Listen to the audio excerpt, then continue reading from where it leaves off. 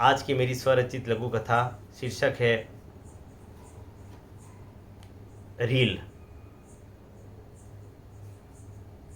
चंपा, ओ चंपा, चंपा, ओ चंपा। चंपा को जोर जोर से आवाज़ लगाई जा रही थी। आवाज़ लगाने वाली उनकी माँ थी। सुन रही नहीं है चंपा। दिन का समय संभवतः 2 बज रही थी। चंपा पंखा चलाकर बड़े ही आराम से पलंग पर लेटी हुई थी।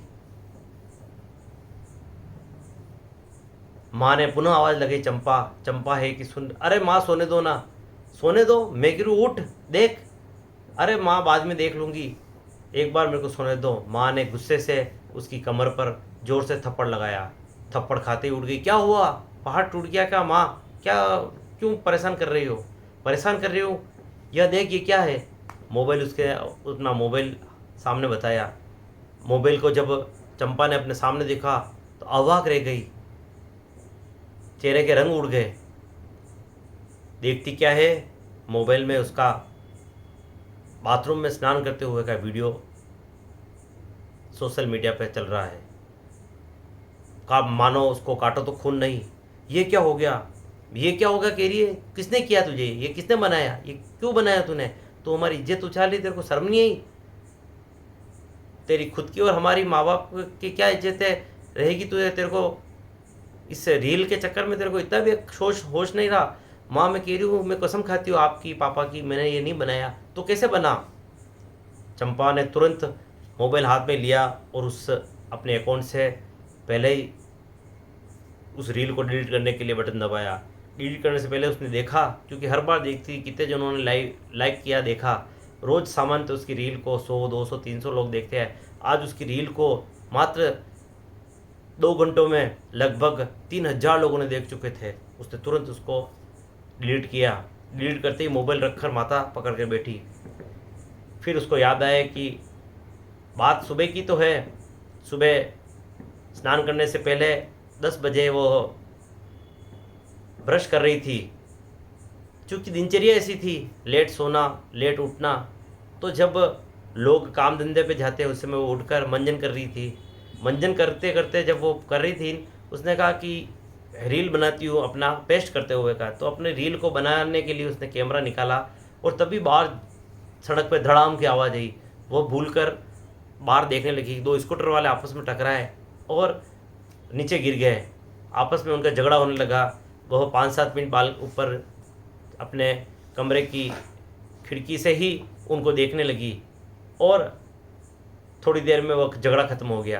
ब्रश उसने करने के बाद अपने कुल्ला किया और बाथरूम में चली गई।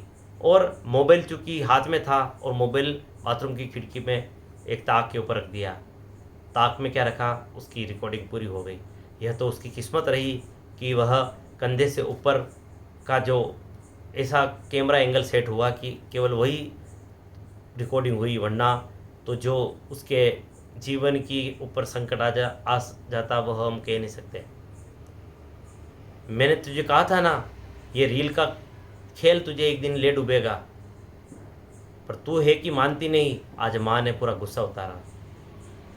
खाना खाते हुए रील, सड़क पे जाते हुए रील, सीढ़ी चढ़ते हुए रील, नाचते हुए रील, बाल बनाते हुए रील, तेरे जीवन में हर जगह रील रील। आज देखा ना तूने इस रील का परिणाम। चंपा कुछ बोल नहीं सकी, बस उसके आंखों से आंसू टपक रहे थे। माँ ने कहा, अति हर जगह नुकसान करती है। बस यही आज की छोटी सी लघु कथा मैंने आपके समक्ष रखी। संदेश ये कि जीवन में कोई भी कार्य हम करें, उस कार्य की एक सीमा बांधते हो। चाहे आप मिठाई भी खा रहे हो, अगर एक गुलाब जामुन खाएंगे तो स्वाद में आएगा, 2 खाएंगे तो भी स्वाद आएगा, पर 3 और 4 के बाद वह गुलाब जामुन जो आपको पहले नंबर पर जब स्वाद दे रहे थे, वही 4 या 5 नंबर पर जाते हुए आपको करवाड़ देने लगेंगे। आपको यूँ लगेगा इनको फेंक दूँ मैं। वही जीवन में हर चीज़ का एक निश्चित उसकी बाउंड्री, एक उसकी सीमा होती है। रील भी जीवन में बनाएं, परंतु उसकी भी एक सीमा तय हो कि हम कहाँ तक उसको ले जाएं। हम देखते हैं आए दिन रील बनाने के चक्कर में कभी कोई पुल से नीचे गिरकर मर गया, कभी गाड़ी तेज़ चलाते हुए कहीं भिड़ गए और अपना प्राण अंत कर लिया।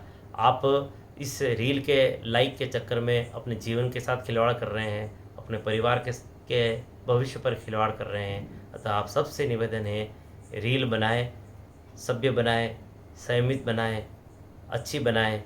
वल्गर, अश्लील या जोखिमपूर्ण रील बनाकर आपको हो सकता है कुछ समय के लिए लाइक मिल जाएंगे, परंतु यह जोखिम आपको और बड़े गर्त में ढकेलेगा। अतः इस माध्यम का अच्छे से उपयोग करें तो यह आपके लिए वरदान हो सकता है, और इसका दुरुपयोग आपके लिए बहुत बड़ा अभिशाप हो सकता है। सोचें और अपने जीवन में इसे लागू करें। संदेश अच्छा लगा हो तो इसको आप शेयर करें। नमस्कार।